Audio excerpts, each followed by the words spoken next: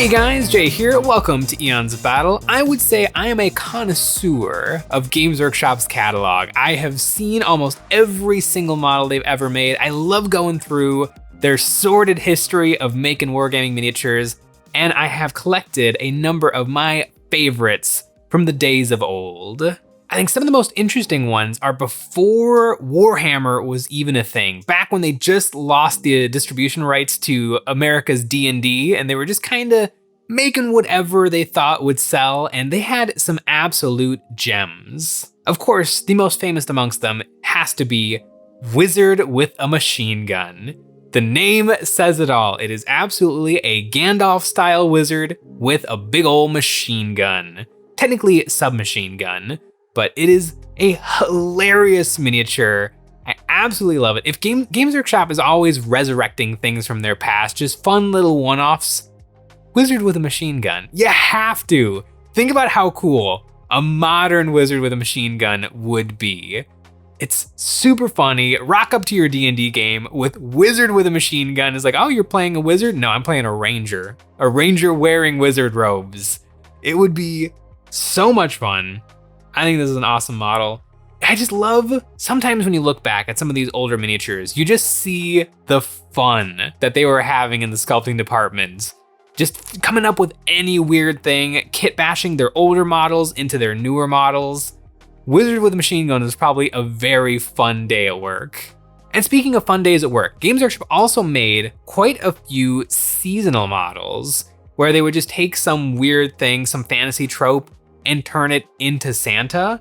And a model that I think would just look great in like someone's Necromunda gang, or probably even like a member of the Adeptus Mechanicus. Space Santa. And what a Space Santa he is. He looks great. I love his eye patch. I love his weird space gun that looks like it's made out of kitchen utensils.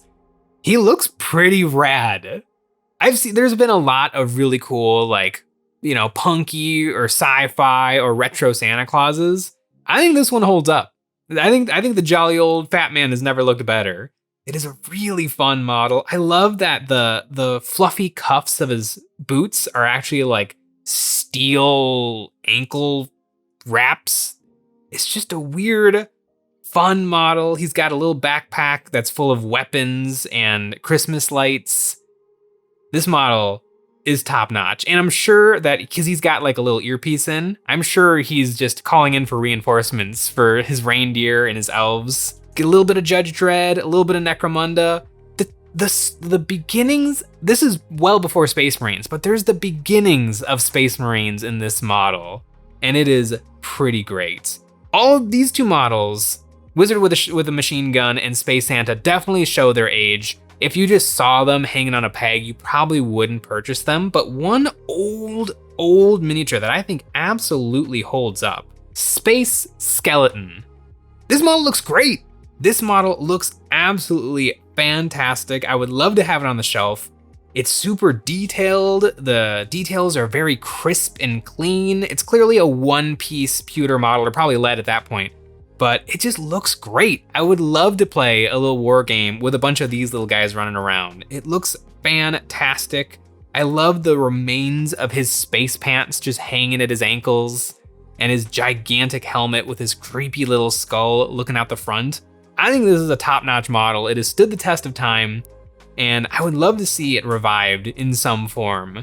Probably not from Games Workshop. Other people have done a good job of kind of space skeleton-y models, but what I like about this guy is he's not really a zombie, and he's not really gross. He's just kind of cute. Like if an astronaut just, you know, expired in space and just melted away somehow, even though he's in a vacuum, and he just turned into a little skeleton and then came back to life, like that would be him.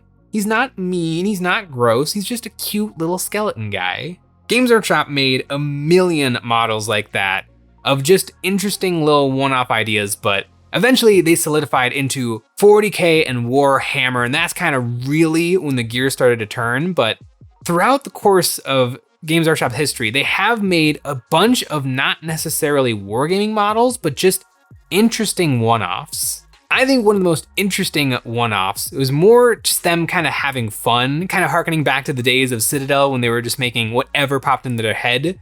but ObiWan Sherlock Clouseau might be a name you've heard of just in the back of your mind, or just like on 1D4chan or something way back in the day, was an actual Warhammer character, sort of. I totally see why Games Workshop has dropped ObiWan Sherlock Clouseau in favor of just their own Inquisitors, but it's definitely a fun idea. Back from the days when Games Workshop was just a little bit more self-aware or kind of just willing to poke fun at themselves, ObiWan Sherlock Clouseau was probably an office joke. It was probably just some weird thing that like they would say amongst themselves to be funny. And it actually turned into a real miniature. And I also wonder if that's ever happened again. Like, because Games Workshop has, they, you know, when they're making their miniatures, there must be some office gossip, or there must be something that's happening in the actual offices. And I wonder if there's some inside jokes that we don't get to be a part of, because now things are named appropriately and designed appropriately. A Seraphon model looks like a Seraphon model. But I wonder if inside of the actual Games Workshop, if they're like, you know, that little frog sitting on that little rock, that's making fun of Becky and her frog. Because ObiWan Sherlock Clouseau is pretty darn blatant, but I wonder if it still happens. Another thing that I appreciate from Games Workshop's history is that they would make non-gaming models and like busts and dioramas, and they stopped doing it for like 15 or 20 years, although it might be coming back with the new Games Workshop What a Workshop collab. And I guess now that they're coming out with all of these action figures, it kind of fits that niche a little bit. But Forge World made a huge number of busts and dioramas, and I think my favorite might be the Termagant, or the Ormagant, bursting out of like a Space Hulk wall. It is so beautifully sculpted and so gorgeous, and I'm so shocked that it has kind of disappeared from the internet. It's so hard to find pictures of this model. No one seems to actually own one. It is phenomenal. It's glorious, it's gorgeous, and it's so kind of accurate to the new Space Marine 2 game coming out. Like the details that they've added to the Ormagants and Termagants to make them a little bit more realistic and live action are represented on this little model. The little kind of veiny, like vininess of their skin, the super incredible detail of their actual chitinous claws. It's really a gorgeous model. And they made tons of these. They made Orcs, they made Eldar, they made Seraphon, every single thing for Warhammer Fantasy, and they've all vanished. It's bizarre. I think the very last Forge World statue disappeared in like 2011, and it was the Imperial Space Marine statue, which I actually have one, and I should paint it up one of these days. I'm just trying to decide what chapter, because I kind of don't want to do Black Templar. I'm the Black Templar guy, but I also paint every single thing Black Templar, and it might be more fun to just paint it up as something else.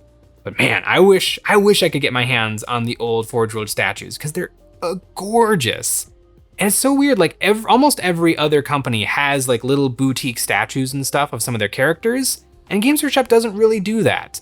And I wonder if just at the time they did not sell well. I could definitely see that being the case, especially back in the day when super high quality painting wasn't really as big a thing as it is today. But man, the Forge World statues are gorgeous. And speaking of things that are gorgeous and interesting, Games Day, I think 2000, what is it, would have been 2004?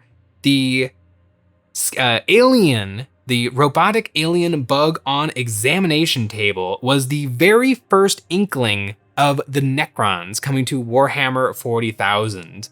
It's such a nice little piece of the old pewter scarab swarm, half dissected on an examination table. I really wish Games Workshop would still do stuff like this. Not make it like an exclusive model, but it would be great if there was extra room on the sprues to just throw in a little something special, a little something for world building and for lore. Just, you know, if there's a little bit of room on an Orc sprue or on a Space Marine sprue, you just throw in a little Eldar something or other. And it kind of becomes an interesting joke kind of between friends. I would love like an Orc on an examination table, because I collect the Necrons and the Space Marines and Nick collects the Orcs. And so I would love to have one of his blue Orcs dissected on an examination table. It would just be so much fun to just paint that up and have that little kind of piece of lore nugget and display it on the shelf and just be reminded of like the world of Warhammer. Because I can just have, you know, a tactical marine sitting on the shelf and be like, I got a Space Marine army. But just some weird little eccentricity from inside the world of Warhammer would be a lovely little trophy. And I really like this model. Somebody had a ton of fun sculpting it and coming up with it. Kind of the surprise of just what is this model? What are we looking at here? And then just having it be, oh, the brand new faction for Warhammer 40K, the rip-off Terminators. Absolutely love it. It's a really cool model.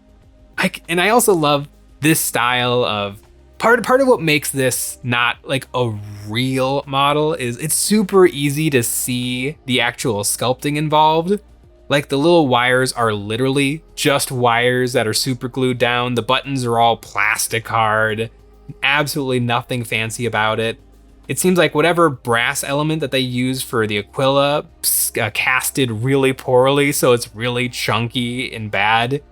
It's adorable. It is super lovely. And it's kind of interesting that this scarab is actually on the table because in the original lore of the Necrons, and currently still in the lore of the Necrons, they would vanish at the end of a battle without a trace, just disappearing into nothingness.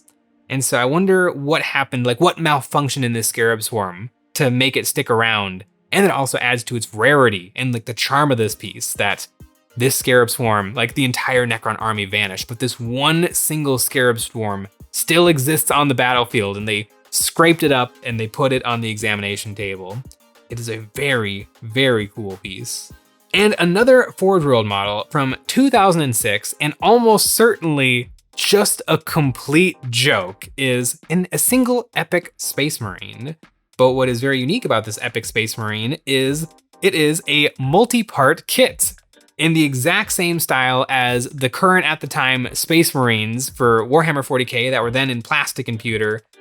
He's so cute. It is the tiniest little thing. And what's great is it's not particularly more detailed than a normal epic Space Marine. You're literally just, the joke of it is you're just sitting there, just barely not cutting your fingers open trying to put this model together. And then you end up with just a bog standard normal one-piece epic Space Marine that is identical to the rest of your epic Space Marines. But he's got a bolter and he's got arms and a backpack and a separate helmet, and he can't really be posed because he's so incredibly small. But it's just hilarious. It's literally a joke. It's literally a joke of a model that was available for sale just for the meme of epic Space Marines, but designed exactly like the standard issue Space Marine for Warhammer 40K. The Games Workshop has just resurrected, in a way, Epic, and it's only 30K, which is, and they're just doing the classic like one-piece Space Marines, which it should be. You should not have to actually assemble epic Space Marines. But it's really funny. I just want to have been there that day. I want to have been there that day when somebody was like, they're having a team meeting and someone's like, I have an idea. I have an idea of what limited edition model that we should have available for this year's event. And it is the tiniest little resin sprue of the tiniest little Space Marine parts. For absolutely no good reason. Nobody should have bought this, but because of the value of the meme, I'm sure these things flew off the shelves. If I got a copy of this, I would never put it together. I don't know if I could. I would just I would take that sprue and I would build a lovely frame for it and I would hang it on the wall as just Games Workshop, just having a good laugh. And I would be having a laugh with them. It is so, so funny. I would love to know from you guys, what are some weird little obscure models that you can barely remember, but you saw it in the Games Workshop catalog once? Leave them in the comments below because I would absolutely love to take a look at them. I've probably seen them before, but there's just some weird and wacky stuff from Games Workshop's past. And they've replaced it with a lot of great weird and wacky stuff, but historic things come with a big dollop of nostalgia. And I really, really appreciate that nostalgia. I appreciate it almost as much as the vehicle STLs over on our Patreon. This month, the month of Orktober, we have a full set of orc ramshackle vehicles, including little goblin tanks, big old trucks, and gigantic battle tanks. We also make extra episodes of Eons of Battle every single week where we take a look at our viewers' miniatures and get some ideas and critiques of how to improve their painting, and we have a top tier where you can get your name on one of my Black Templar Space Marines and you can join the crusade. I am always looking at Warhammer models on eBay, and every now and then, I come across just the weirdest and wackiest things from Games Workshop history, and it's so much fun because then it leads me down a rabbit hole of trying to find the catalog and the year of when that particular model came out. And it is a lot of fun. Thanks for watching.